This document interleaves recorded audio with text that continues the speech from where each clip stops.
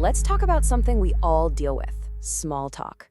In this explainer, we're going to go through a really simple but powerful playbook. The goal?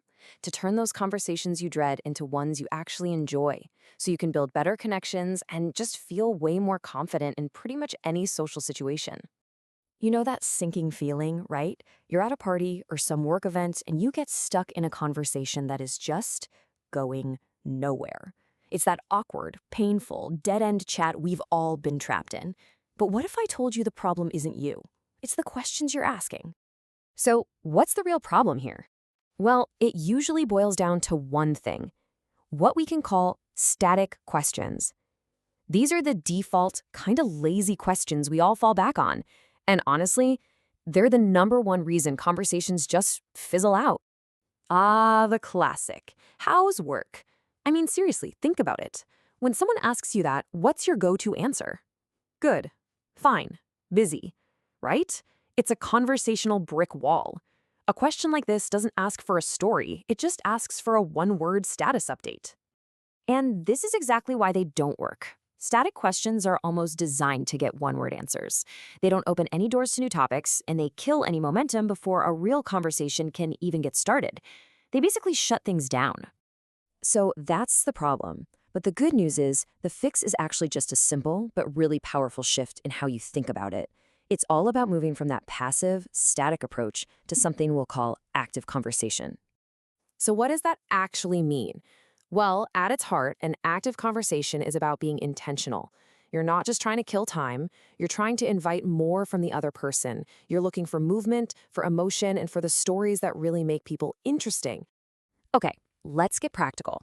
Here's the first technique in our playbook. This one is all about changing your questions to spark actual stories instead of just getting those flat, boring answers. Just look at this comparison.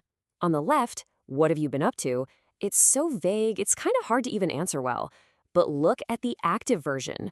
What are you doing this weekend? See, it's specific, it's about the future, and it immediately invites the other person to share their plans or something they're looking forward to. And here's our old friend, how's work? But check out this upgrade. What are you most excited about right now? This question is a total game changer. It could be about work, sure, but it could also be about a hobby, a trip, anything. It just completely bypasses the boring stuff and gets right to what people are passionate about. So if you remember one thing from this section, make it this. Action questions are your secret weapon. They're designed to get people talking about what actually matters to them, and that's where the good stories are hiding. All right, technique #2. This one builds directly on what we just talked about. It's about the very structure of your questions and how you can use it to pull people into a conversation instead of accidentally pushing them out. Look at the tiny difference here, but how huge the impact is. You've been busy? That's a closed question. It's basically a yes or no guess. But just by changing it to, what's been keeping you busy, you've turned it into an open invitation. You're not guessing anymore, you're asking them to actually share their world with you. And you know what the best part is? It's a super simple 2-step trick anyone can use. First, just notice when you're about to ask a yes-no question. Then, just tack a what or a how right onto the front. That's it. It's an instant way to make any conversation deeper. And the effect is immediate. You're no longer just exchanging little bits of data. You're creating space for the other person to actually talk, to explain things, and to feel like you're genuinely listening. You're pulling them in. Okay, you've started a great conversation, you've kept it going, but every good conversation has to end, right? Our final technique is about mastering something that's just as important as the opening, the graceful exit. So, how do you know? How do you spot that exact moment when it's time to wrap things up without it getting all weird and abrupt? Is it just a pause in the conversation? Is it when you've hit some kind of time limit? Well, here's a really brilliant insight. The signal isn't that you've run out of things to say. The signal is that you've run out of genuine curiosity. The second you find yourself not really interested in the answer anymore, that's your cue. If you try to force it past that point, it just feels fake for everyone. And the playbook for a good exit is just as simple. First, don't force it. Just accept that the conversation has reached its natural end.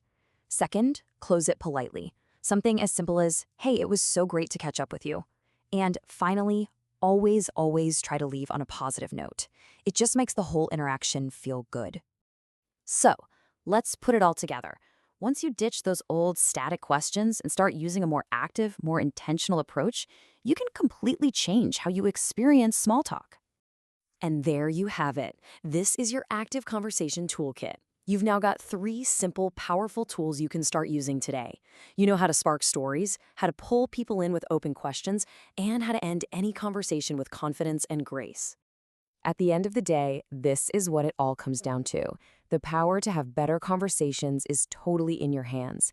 It's not about being some kind of super extrovert. It's just about being active and intentional with how you talk to people. So the only question left is, who are you going to try this with? Go out there and start a better conversation. You'll be amazed at the incredible stories you can unlock when you just learn how to ask in the right way.